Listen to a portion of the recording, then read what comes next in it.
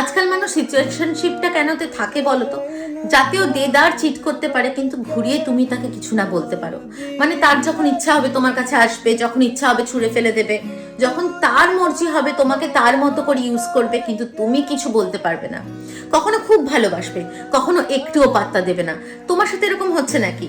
তাহলে একটা কবিতা তোমার জন্য, কারণ তাকে শোনাতে তুমি তো পারো না যে দুঃখ দেওয়াল বুকের মাঝে বানিয়ে দিল বিশাল ঘর, ফেললে ছুড়ে আমায় তুমি নিচ্ছে মনে অতঃপর।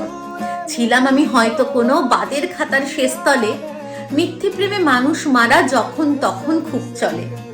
অনুভূতির সস্তা হিসেব হয়তো কোথাও লিখছে কেউ, আমার সাথে সময় কাটাও তাতেই খুঁজি প্রেমের ঢেউ।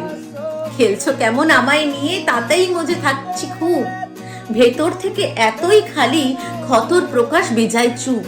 মিথ্যে তুমি ভীষণ বলো তাতেই আমি ঠিক খুঁজি, ইউজ করে ফেলবে ছুঁড়ে সেটাও আমি খুব বুঝি, কিন্তু তবুও কেমন নেশার মতো তোমার কাছেই রাখতে চাই।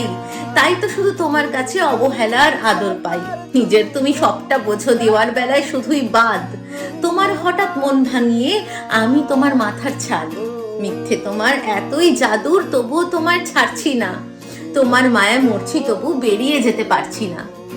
এই সিচুয়েশনশিপের মজাই এটা যে একটা মানুষের কিচ্ছু যায় আসে না, আরেকটা মানুষের ভীষণ যায় আসে। সে জানে তার কোনো দাম নেই, তাকে ইউজ করা হচ্ছে, কিন্তু তবুও সে বেরোতে পারছে না। তোমার সাথে হচ্ছে নাকি? তাহলে আমি তো কিছু করতে পারবো না, তোমাকে নিজেকেই করতে হবে। নিজের ভালো পাগলেও বোঝে, তাই না? তাই তুমি পাগল পাড়া প্রেম করে নিজের ভালো না বুঝলে কি চলবে? ওই দিক থেকে প্রেম নেই, তোমার মতো আরো 10টা লাইনে আছে তার। ঠিক আছে?